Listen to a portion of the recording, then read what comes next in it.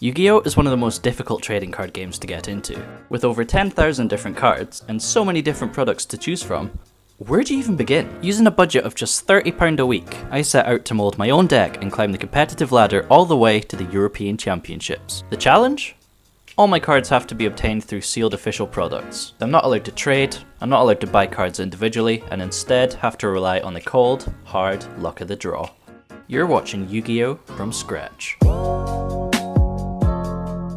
Right, so hello, welcome to Yu-Gi-Oh! From Scratch, episode 11. In the last episode, it was pretty chill, a bit of a break. We had no gameplay, but we looked at the collection, and that was all well and nice, but let's swing it back today. Let's win some games. First things first, we've got a couple shoutouts to give, so big thanks going out to Ronan Gray, Turnip, and Mika, who all decided to support the show on Patreon. Your contributions are going straight towards the Euros fund for the series, so you're quite literally making this happen, and I couldn't be more thankful. If you want to make your own contribution, the link is, as always, in the description. I'm also in the process of trying to set up a supporters Discord, so you would get access to that and we can, be intimate, get a little bit more personal. Moving on, we are still looking for Deck Mommy. That is Ib the World Chalice Justiciar. She has eluded us this far, however, when we do pull her, Tier 1 boys. Not really, but we can start building towards our final deck build, where we can finally reliably go first and pull off some pretty sick combos. By the way, I'll have a video up on Monday going into further detail about our combos and what our end build will look like. So subscribe and stay tuned for that, and also like this video if you're excited for 2 videos per week. All your comments on the last one's given me a bunch of ideas, and some of them I'm really excited to show you in the future. So yeah, we're going to be going hard from here on out, and I'm really excited about it. 2020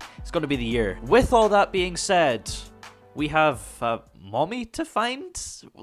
Open the product.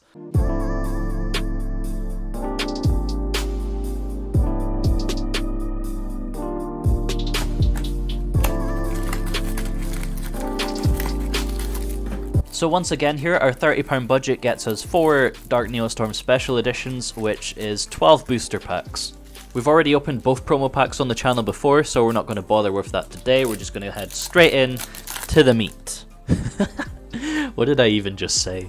Yugioh's Shackles, Fennec, Packet Swap, TG Halberd Cannon, Assault Mode, and Logi's Flame for the super rare. Logi's, Loges, who knows? The important thing to note is that it's a Valkyrie card, and well, we've got quite a few Valkyrie cards. Reflector and Destiny Hero BDSM coming in here for pack number 2, which is not what we're looking for. If you have forgotten what we're looking for from the previous episode, then the main thing obviously being Ib. However, we are after 2 more copies of Cynet Mining, 2 more copies of Crackdown, 1 Brotar, and 1 Dingdingding, I believe. I keep seeing that black border for Doom Chimera Dragon, and I get my hopes up thinking it's Ding, and then it's not. It's a real roller coaster. And look, here we go again. Firewall Exceed Dragon. It is an Exceed, and it is an Ultra, but it's not Dingdingding, and it's also, you would think it's really good, but it's not. It might actually get a time to shine in the future when there's more Link 4 Cyberse targets, but as of right now, it's just not worth running. Another Mystic Mine coming in here as well. We got plenty of those now. And 7 packs remaining. We're just about halfway through. We will be halfway through after this one. So we have Cliffhanger, Goki, Saryuja, Dragon Balls, Brotar! Hell yeah!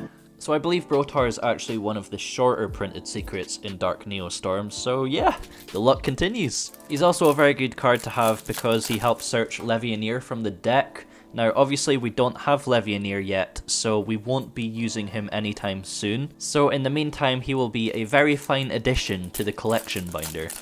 Anyway, moving on here, we have Altergeist Falafel, Creature Swap, Trap, Delindrous, Philo, and Orcust Crescendo. I had a look the other day, and Crescendo's actually starting to become a little bit of a pricey card. Down to the final 4 packs now.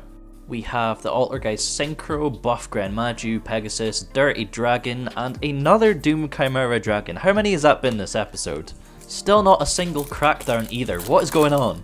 We seem to be pulling everything that has no immediate benefit for the deck. And that's just kind of boring, I really want to update my list. That's why I'm really looking forward to pulling Ib, because it puts us in a weird spot where we can finally go first, but we don't have all the cards we need for crazy combos, so we have to supplement it and get creative. But yeah, a whole load of junk coming in here for the second last pack, which brings us to the final one. So 3 to the front here, like we usually do, and we have the Super Quantal Spell, Cyber's Reminder, Goki, Dolphin, Destiny Draw Dude, Flamval, Deus Ex Crawler, Chaos Betrayer, and Dingirsu! Finally! How many exceeds did we pull today? It's about time it was actually Dingirsu. Still a very pricey card as well, a £30 ultra rare is just insane. Also, now that we have a rank 8, we can actually play Galactic Spiral Dragon, and I'm very excited about that. So I guess let's go update our list.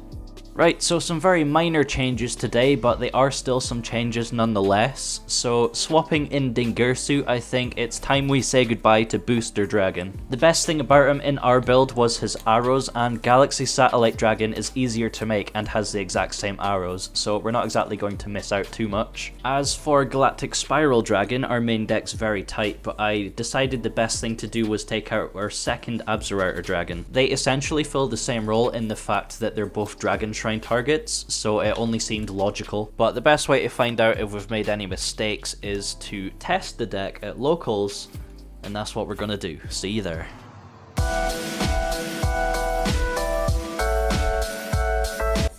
So it feels good to be dueling again. Round 1 here, we're up against Pendulums, and we win the die roll, and we choose to go second. Apparently he bricked real hard and was only able to end on the board of Jackal King plus Electromite. This is horrible. If he wants to live, he's going to have to use that Jackal King negate at the perfect time, so let's see if he does. So I start by special summoning Gateway Dragon from my hand, and then activating Quick Launch to special summon Tracer from the deck. Once all that resolves, I activate Dragon Shrine and chain Tracer's effect to target Dragon Shrine, which is fine, he lets that go through. So I special summon Magna Rocket from the deck and send Absorouter off of Dragon Shrine, which allows me to search for Rocket Synchron. Now that I have all the resources I need, I can Synchro Summon into Scarlight to blow up his board, which obviously forces out the Jackal King negate. Now with nothing left to worry about, I can go full Guard Dragon combo and Boral Sword OTK him. A very convincing 1-0. Game 2, he opts to go first again and opens a little bit of a better hand. He does have to make some weird plays, but he ends on Vortex and Jackal King, so 2 negates this time. Starting off with the Terraforming, I search for Dragon Ravine and then follow that up with a Foolish Burial, sending Absorouter to search me Rocket Tracer. He can negate at any time with Vortex, so I'm making some weird plays to try and bait it out. I Quick Launch for another Tracer from the deck, and then I activate Dragon's Ravine, pitching Rocket Tracer to send Galactic Spiral. So far so good. I then activate White Rose Dragon in hand to special summon itself since I control Rocket Tracer. Then now because I control 2 lighter dark dragons, I can activate the effect of Galactic Spiral Dragon Engraved to special summon itself. Keep in mind he still has both of his negates. So I activate Tracer targeting Ravine, which he finally negates with Jackal King. 1 down, 1 to go. I activate the effect of Galactic Spiral Dragon to make everything I control level 8, which he negates with Vortex. Spiral should be banished here, but obviously I forgot, and it doesn't change the outcome of the game, so with a Rocket Synchron and a Dragon's Mirror, I'm free to go off. Boral Sword OTK 2.0. Round 2, we're up against Pure Orcust. He wins the die roll, chooses to go first, and ends on a board of Dingirsu, Longirsu, Babel, and Crescendo. I do open a 20s, but obviously it's useless because Dingirsu will just detach to protect everything. And if I somehow send Dingirsu to the grave, he then has a live skeleton for more interruption. Long story short, I go to make 1 board in my head and then change my mind and link off everything into a Borreload, which isn't a terrible turn because I can steal his Dingirsu, but we are against Orcust and their recovery is just insane. So he goes from like 0 cards to a full board, brings it back, and takes game 1. Game 2, I choose to go second again. After a turn each of basically nothing, he eventually goes off on a big long combo, but I have a big steaming rock in my hand.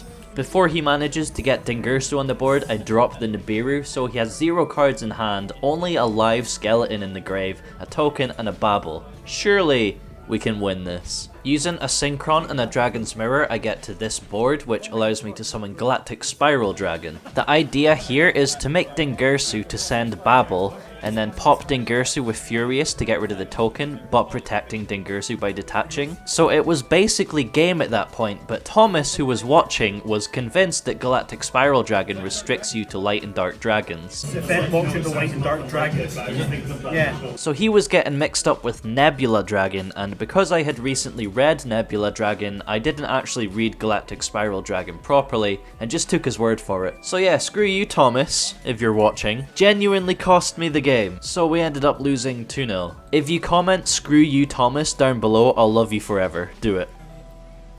Round 3, we end up going up against zombies. Game 1 ends up being an easy Boral Sword OTK. Game 2, he ends up on double Baldarok, and I just can't push through that.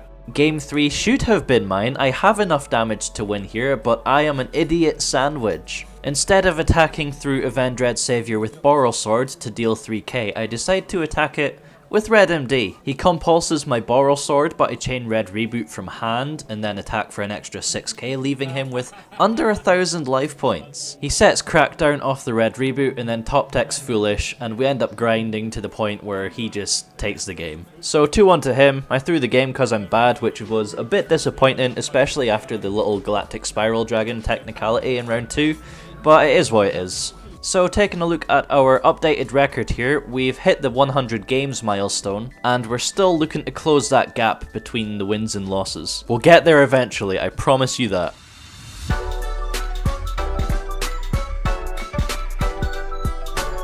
So that brings us to the end of today's episode. You might have found that it was a lot shorter than usual. That's just something that had to happen for me to change schedules to 2 videos per week. Remember, you've got that combo and theory video coming out on Monday, and then next week's episode will be back to normal length. With regards to the games today, I'm still a bit salty, but you just have to learn from your mistakes, you know, keep practicing and keep improving. We're still looking for deck mommy, so expect some more Dark Neostorm next episode. And with all that being said, I will see you on Monday, hopefully.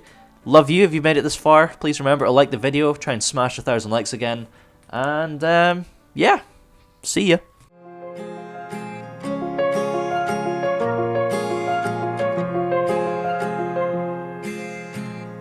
Gravel road, I've been asked to slow down. Fireplace, do you